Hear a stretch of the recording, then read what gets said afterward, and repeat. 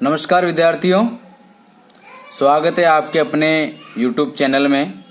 और आज हम पुनः हाजिर हैं बोर्ड परीक्षा हेतु महत्वपूर्ण प्रश्नों को लेकर। तो शुरू करते हैं आज के कुछ महत्वपूर्ण प्रश्न जो बोर्ड परीक्षा की दृष्टि से इम्पोर्टेंट हैं। हमने अध्याय 1, 2, 3 के इम्पोर्टेंट क्वेश्चन पढ़ लिए थे। अब आज हम अध्याय 4 व 5 के महत्वपूर्ण प्रश्न पढ़ने जा रहे हैं। तो शुरू हैं अध्याय 4 के महत्वपूर्ण प्रश्न। अध्याय 4 कुल 4 अंक का है। अध्याय 4 है जो 4 अंक का है और इसमें से एक ही प्रश्न आएगा लघुत्रात्मक, वो 4 नंबर का आएगा। कितने नंबर का आएगा? 4 नंबर का इसमें से एक क्वेश्चन आएगा, है ना। तो शुरू है। पिछले वर्ष बोर्ड की परीक्षा में इटली के एकीकरण में मेजिनी के योगदान का वर्णन कीजिए। 2018 बोर्ड की परीक्षा में यह प्रश्न पूछा गया था। मेजिनी के बारे में हमें बताना था कि इटली के एकीकरण में उसने कैसा योगदान दिया, है ना। तो 2018 की परीक्षा में यह प्रश्न पूछा गया था। फिर 2019 की बोर्ड परीक्षा में जो प्रश्न पूछा गया, यूरोप में राष्ट्रवाद के किन 4 कारणों का उल्लेख कीजिए, है ना। तो लगभग इसमें से जो लघुत्रात्मक क्वेश्चन बनेगा उसमें से लगभग 4-4 पॉइंटों का ही क्वेश्चन बनेगा। तो ये जो पिछले 2 वर्ष में ये प्रश्न पूछे गए जिसके बारे में मैंने आपको बताया, बहुत ही आसान से प्रश्न है। अब मैंने भी कुछ इस क्वेश्चन और बनाए हैं जो बोर्ड की परीक्षा की दृष्टि से महत्वपूर्ण है। तो पहले अध्याय 4 में से जर्मनी के एकीकरण में बिस्मार्क का योगदान लिखिए। वेरी इंपॉर्टेंट है। बिस्मार्क बहुत ही ज्यादा महत्वपूर्ण है। बिस्मार्क ने लोहे और रक्त की नीति से जो जर्मनी का एकीकरण किया था, वेरी इंपॉर्टेंट है ये सभी प्रश्नों में से। फिर सेकंड क्वेश्चन है, इटली के एकीकरण के विभिन्न चरणों को लिखिए। जो इटली का एकीकरण हुआ उसके जो विभिन्न चरण थे उन चरणों को हमें यहाँ लिखना है। तीसरा क्वेश्चन है, वस्त्र उद्योग में औद्योगिक क्रांति के समय हुए परिवर्तनों को लिखिए। जो औद्योगिक क्रांति हमारी हुई थी उसमें जो वस्त्र उद्योग में जो परिवर्तन हुए हैं, जो वस्त्र बनाने की जो मशीनों में परिवर्तन हुए, उन परिवर्तनों को हमें इस प्रश्न में उत्तर के रूप में लिखना है। फिर चौथा क्वेश्चन है, जर्मनी के एकीकरण में प्रमुख बाधाएं एवं सहायक तत्वों का वर्णन कीजिए। ये वेरी इंपॉर्टेंट क्वेश्चन है। जर्मनी के एकीकरण में जो सहायक तत्व थे एवं जो बाधाएं थे उनका हमें वहां पर वर्णन करना है। पांचवा क्वेश्चन है, औद्योगिक क्रांति क्या है? औद्योगिक क्रांति इंग्लैंड से शुरू हुई, क्यों? मतलब इसमें इंग्लैंड में औद्योगिक क्रांति क्यों हुई उसके कारण लिखने हैं। और औद्योगिक क्रांति क्या है इसका अर्थ लिखना है हमको औद्योगिक क्रांति का। ठीक है बच्चों। फिर है छठा क्वेश्चन बच्चों, कैमिलियो डी काबूर कौन था? इटली के एकीकरण में उसके योगदान को बताइए।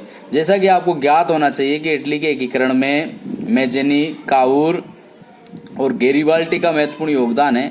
तो उसमें से अपने को काबूर ने जो इटली के एकीकरण में अपना योगदान दिया है उसका हमें यहाँ पर वर्णन करना है। फिर 7वां क्वेश्चन है बच्चों, औद्योगिक क्रांति से होने वाले परिवर्तनों को समझाइए। जो औद्योगिक क्रांति से जो परिवर्तन हुए, जैसे हाथ के स्थान पर मशीनों ने ले लिया, छोटे उद्योगों की जगह बड़े उद्योग धंधे स्थापित होने लगे, बैंकिंग पद्धति का निर्माण होने लगे। तो ऐसे जो परिवर्तन उनके बारे में हमें यहाँ पे लिखना है। तो ये अध्याय 4 से कुछ महत्वपूर्ण प्रश्न है। पुनः मैं आपको बता देना चाहता हूँ कि अध्याय 4 में से एक ही प्रश्न पूछा जाएगा और वो 4 नंबर का पूछा जाएगा। मतलब जिसका हमें 100 शब्दों में आंसर देना है वो क्वेश्चन पूछा जाएगा। तो आपको अपनी किताब में से इन सारे प्रश्नों को अच्छे से याद करना है। अब हम अध्याय 5 के कुछ महत्वपूर्ण प्रश्न देख लेते हैं जो बोर्ड की परीक्षा की दृष्टि से महत्वपूर्ण। अध्याय 5 और 6 और 7 राजनीतिक विज्ञान के अध्याय हैं। जो अध्याय 5 है उसका नाम है लोकतंत्र। क्या नाम है इसका? लोकतंत्र। और ये कुल 5 अंक का है। इसमें से 5 अंक के प्रश्न पूछे जाएंगे। एक प्रश्न अति लघुत्रात्मक जो कि 1 नंबर का पूछा जाएगा, एक प्रश्न लघुत्रात्मक जो कि 4 नंबर का पूछा जाएगा। ऐसे कुल मिला के ये 5 नंबर का बनेगा। अब हम देख लेते हैं पिछले 2 वर्षों में बोर्ड की परीक्षाओं में जो प्रश्न पूछे गए। जैसे पहला क्वेश्चन है, आपके मतानुसार सामाजिक लोकतंत्र के लिए कौन सी दशाएं आवश्यक हैं? स्पष्ट कीजिए। 2018 बोर्ड की परीक्षा में पूछा गया। तो सामाजिक लोकतंत्र से अभिप्राय है कि जो समाज में जाति, लिंग भेद, नस्ल के आधार पर किसी प्रकार का कोई भेदभाव नहीं करना चाहिए। सबको समान समझना चाहिए, वही सामाजिक लोकतंत्र का अभिप्राय है।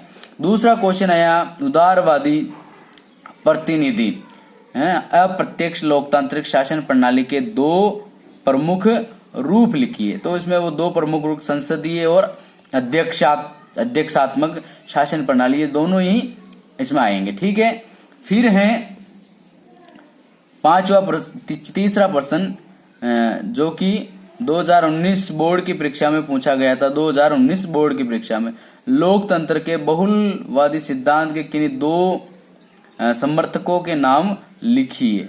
यानी जो दो विचारक हैं उनके हमको नाम लिखने जो बहुलवादी सिद्धांत का समर्थन करते हैं, जैसे बार्कर है, लॉस्की है ना, पोलेट है, ऐसे बहुत सारे जिनमें से किसी दो के हमें नाम लिखने थे। फिर चौथा क्वेश्चन है आप लोकतंत्र की सफलता के लिए किन दो परिस्थितियों को आवश्यक मानते हैं विवेचना कीजिए। 2019 बोर्ड की परीक्षा में ये क्वेश्चन पूछा गया था। तो लोकतंत्र की सफलता के लिए जो आवश्यक परिस्थितियां हैं उसको हमें यहाँ पर लिखना था। वो किन्हीं दो का हमें बहुत सारी दे रखी है अपनी किताब में, खूब सारी अच्छे अच्छे पॉइंट दे रखे हैं अपनी पाठ्य पुस्तक सामाजिक विज्ञान में। तो हमें किन्हीं दो का, तो जो अपना ये इसमें 5वें अध्याय से जो चौथा क्वेश्चन आएगा उसमें यही पूछा जाएगा, या तो हमें दो में देना है या 4 में देना। ठीक है, अब है हमने कुछ महत्वपूर्ण प्रश्न बनाने का प्रयास किया जो बोर्ड की परीक्षा की दृष्टि से महत्वपूर्ण है ना। जैसे पहला क्वेश्चन है लोकतंत्र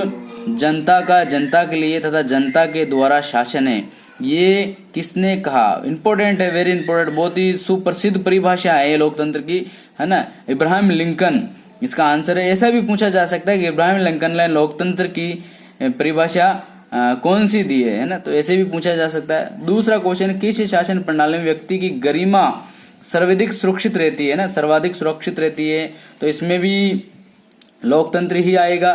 फिर है राजनीतिक लोकतंत्र की दो रूपों का उल्लेख कीजिए। हमें राजनीतिक लोकतंत्र के जो दो रूप हैं वो हमें लिखना है। ठीक है, तो आप प्रत्यक्ष और अप्रत्यक्ष हैं, आप भी अच्छे से इसको देखना और याद करना। फिर तीसरा question the political parties and the ruling class के लेखकों के नाम लिखिए। ये दो किताबें हैं, इनके जो लेखक हैं उनके हमें नाम लिखने, जैसे the political parties Robert Michels इसका लेखक है, और the ruling class Mosca the इतावली इसके लेखक हैं, है ना। विशिष्ट वर्गीय अभिजान वर्गीय सिद्धांत के हैं, उनमें इसको अच्छे से उस पैराग्राफ में इनके नाम दे रखे हैं अपनी पाठ्य पुस्तक से, इनके लेखकों के नाम आपको याद करने। चौथा क्वेश्चन अपने बनाया है लोकतंत्र के मार्क्सवादी सिद्धांत एवं दृष्टिकोण को व्यवहारिक रूप देने वाले विचारकों का नाम बताइए। मतलब जो लोकतंत्र का मार्क्सवादी सिद्धांत है, जो दृष्टिकोण है, इसको तो कार्ल मार्क्स और फ्रेडरिक एंजल्स ने शुरू किया था, लेकिन जो इसको व्यवहारिक रूप देने वाले जो विचारक हैं उनका नाम ये पूछ रहा है। तो इसमें आएगा आपके लेनिन, स्टालिन, माओ त्से तुंग, ये नाम आएंगे इसमें। ठीक है, फिर है 5वां प्रश्न नैतिक लोकतंत्र क्या है। जो लोकतंत्र के जो हमने रूप पढ़े हैं 4 रूप, उसमें से नैतिक लोकतंत्र के बारे में पूछ रहा, अर्थात लोकतंत्र में मानव मूल्यों की ये बात कर रहा है ना। फिर है लोकतंत्र की परंपरागत अवधारणा क्या है। जो लोकतंत्र के हमने सिद्धांत पढ़े हैं इसमें जो परंपरागत अवधारणा वाला सिद्धांत है उसके बारे में आपको यहाँ पर लिखना है कि ये क्या है ना। आपको पता होना चाहिए कि पश्चिमी विचारधारा से संबंधित है। ये कुछ महत्वपूर्ण प्रश्न अति लघुत्रात्मक अध्याय 5 से अपन ने बनाए, तो इनको आपको अपनी पाठ्य पुस्तक में से अच्छे से याद करना है। अब जो 4 नंबर के क्वेश्चन पूछे जाएंगे, 4 नंबर के जो क्वेश्चन पूछे जाएंगे लघुत्रात्मक, वो भी हमने बनाने का प्रयास किया है। जैसे पहला क्वेश्चन है डेमोक्रेसी शब्द ग्रीक भाषा के किन शब्दों के संयोग से बना और उसका प्रचलित एवं स्वीकारित अर्थ क्या है। तो इसमें आपको जो डेमोक्रेसी शब्द है उसका अर्थ बताना है ना, उसके बारे में आपको यहाँ पर लिखना है। ये क्वेश्चन सप्लीमेंट्री परीक्षाओं में भी पूछा गया है, पुनः पूछा जा सकता है, या इसको ऐसे भी पूछ सकते हैं कि लोकतंत्र का अर्थ है उसकी परिभाषा लिखिए। ठीक है, दूसरा क्वेश्चन है लोकतांत्रिक शासन के किन्हीं 3 गुणों को इंगित कीजिए। यानी जिसके जो गुण हैं लोकतंत्र के जो गुण है उनके गुणों के बारे में लिखना। 3 भी पूछ सकता है, 4 भी पूछ सकता है, 2 भी पूछ सकता है, तो आपको याद करना है। फिर भी बच्चों तीसरा प्रश्न है, लोकतांत्रिक शासन के किन 3 अवगुणों को, यानी इसमें दोष जो दुर्गुण है, दोष है, उनका वर्णन करना है। फिर चौथा क्वेश्चन है, भारत में लोकतंत्र के संचालन के मार्ग की जो 4 प्रमुख बाधाएं हैं उनका वर्णन करना है। लोकतंत्र के मार्ग में संचालन में जो बाधाएं आ रही है वो बाधाओं के बारे में आपको लिखना है। जो 4 बाधाएं हैं, 2 बाधाएं, 3 बाधाएं, तो आपको लगभग 4 बाधाएं तो याद करनी ही है। बहुत सारी बाधाएं दे रखी है अपनी पाठ्य पुस्तक में, तो 4 बाधाओं का वर्णन करना है। 5वां क्वेश्चन है, ऐसे 2 तथ्यात्मक तर्क दीजिए जो भारत के लोकतंत्र के उज्जवल भविष्य को प्रकट करते हैं। ये भी क्वेश्चन पहले पूछा गया है परीक्षाओं में, तो पुनः पूछा जा सकता है। तो इसमें आपको लोकतंत्र के उज्जवल भविष्य को प्रकट करते हुए कुछ 2 तथ्यात्मक तर्क आपको देने हैं। फिर है 6वां क्वेश्चन, लोकतंत्र के कुल कितने प्रमुख सिद्धांत हैं एवं दृष्टिकोण हैं। जो लोकतंत्र के सिद्धांत लगभग 5 है ना, उनको आपको लिखना। इनमें से किन्हीं 2 का आपको यहाँ पर वर्णन करना है, ठीक है।